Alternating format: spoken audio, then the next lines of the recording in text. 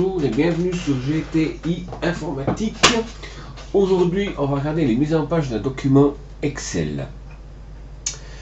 Alors, pour voir le document, ici nous avons donc un document avec une mise en circulation des voitures neuves, avec les marques de voitures, le nombre de voitures vendues pour l'année 2018, avec un total de pratiquement 300 000 voitures vendues l'année passée en Suisse. Lorsque nous voulons imprimer ce genre de document, on va sur Aperçu avant impression, ici, et on voit que nous avons bien notre colonne avec nos voitures, mais on n'a pas le total en bas, et que notre document fait 4 pages. On va aller voir la deuxième page. La deuxième page, on voit le reste des voitures et le total du document. Page 3, elle est vide, et la page 4, elle est vide. Nous revenons en arrière en cliquant sur revenir en arrière ici. Et nous allons regarder comment est-ce qu'on peut rectifier ceci. Alors, nous avons ici en bas 3 boutons. Le premier qui s'appelle Aperçu des sauts de page. On va commencer par celui-ci. En cliquant dessus, on voit bien nos 4 pages qu'on a vues tout à l'heure. Donc, si on ne veut pas ces 4 pages, la solution est qu'on peut aller avec la souris sur les traits bleus que nous avons ici et on peut déplacer pour agrandir ou diminuer notre mise en page. Dans ce cas précis, on va prendre le trait bleu que nous avons ici, c'est-à-dire sur le côté extérieur du document. On maintient le bouton gauche de la souris pressé et nous ramenons le document à peu près ici, que nous voyons bien tout le document que l'on va prendre. Dans ce cas-là, on voit qu'on va avoir 2 pages. Alors, on va aller voir déjà si ça fonctionne. Nous recliquons ici, sur mise en page avant impression. Et on voit que cette fois, on a bien, ici en bas, nos 2 pages, et non plus 4. 1 et 2. Voilà. Donc, il y a déjà un mieux, mais c'est encore pas ça. Alors, nous avons 2 possibilités pour travailler le document à partir de ce niveau-là. Nous allons aller ici sur mise en page, et en allant sur la mise en page, on peut lui dire que, enfin, on va déjà lire le document et on constate que réduire, agrandir à 91%. Ça veut dire qu'il a déjà diminué le document pour essayer d'y introduire le plus de choses possible, mais ça rentre encore pas. Alors on peut cliquer sur ajuster, on fait OK, et à ce moment-là, on constate que nous avons bien l'ensemble de notre document avec le total qui est sur la même page. Ça, c'est la version rapide. Toutefois, tout dépend de la longueur et du nombre de véhicules qu'on aurait dans notre liste.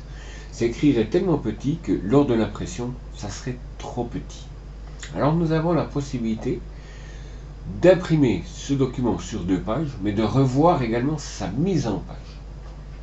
Alors, nous allons aller ici sur mise en page, de nouveau. Donc je répète, c'est bien ici, excusez-moi, voilà, mise en page, ici. Nous allons revenir sur réduire, agrandir, et nous allons remettre ici 100%. 100%. OK. Je viens sur OK. Voilà.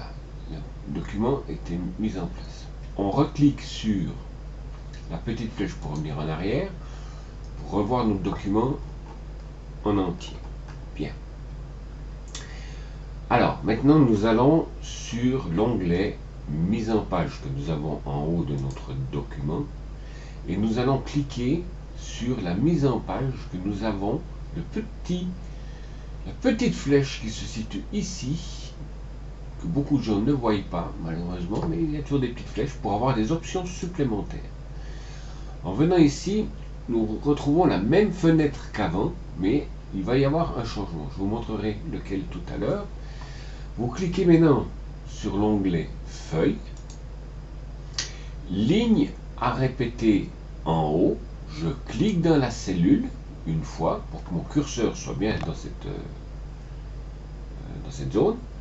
Et je vais sélectionner les lignes qui m'intéressent de répéter dans le document. Et je m'arrête à marque et vente.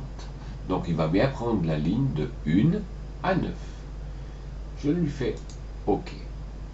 À ce moment-là, lorsque je retourne sur aperçu avant impression, il me fait toujours la page 1 à 2, comme ceci. Quand je vais sur la page 2, on voit qu'il répète tout le texte qu'on a mis en haut. Donc c'est beaucoup plus lisible de savoir, quand on voit Subaru, Suzuki, Toyota par exemple, de savoir que c'est les marques, et à côté on a les ventes.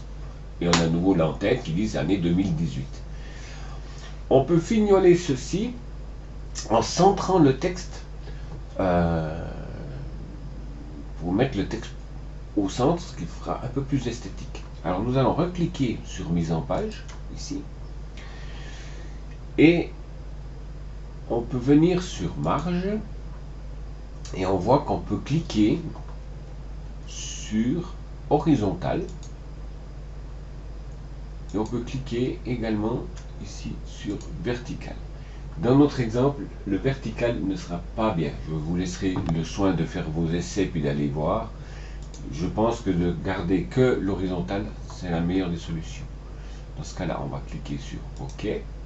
Et on voit bien que notre texte est bien centré sur notre document. Je reviens sur la page 1 et mon document est bien centré.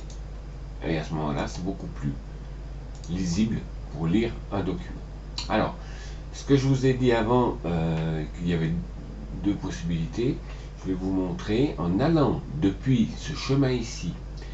Donc, pour arriver là, c'est comme si vous faites fichier imprimé, évidemment. Un fichier imprimé, vous arrivez exactement à cette même place. Je retourne sur mise en page. Je retourne sur l'onglet feuille que nous avons pris avant. Je vois bien que la ligne du haut, c'est 1 à 9, mais cette fois, elle est grise. Impossible de la modifier. Je fais OK. Donc, par ce chemin, il est impossible d'aller sélectionner les lignes d'en haut. Nous sommes donc obligés de revenir sur le document et d'aller chercher la mise en page.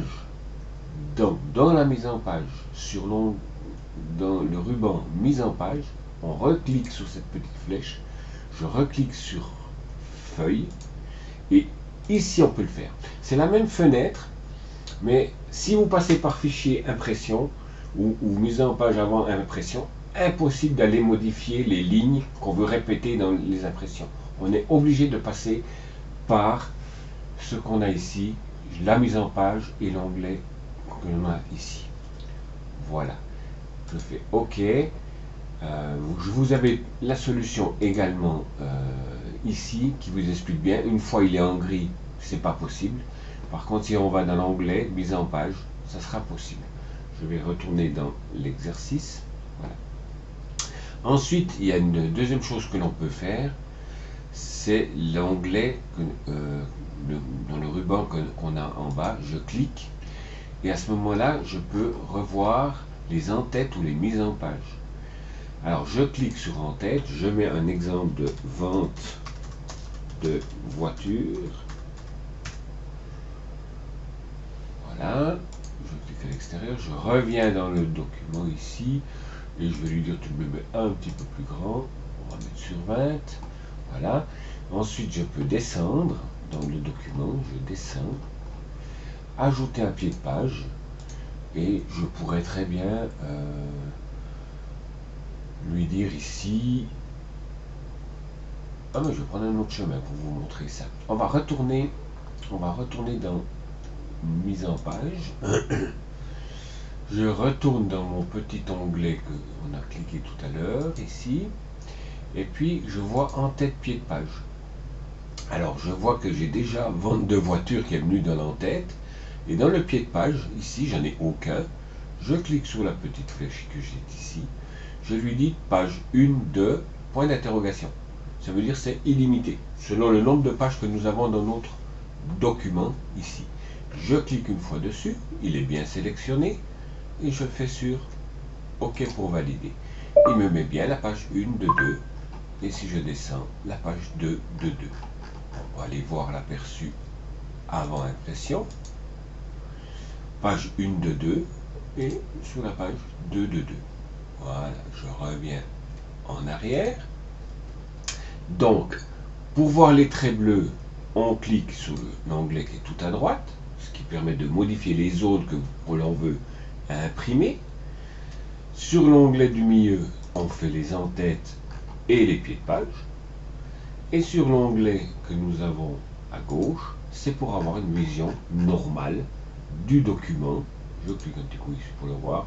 Et j'ai mon document normal sur lequel je peux travailler. Voilà, j'en ai fini avec cette vidéo de la mise en page.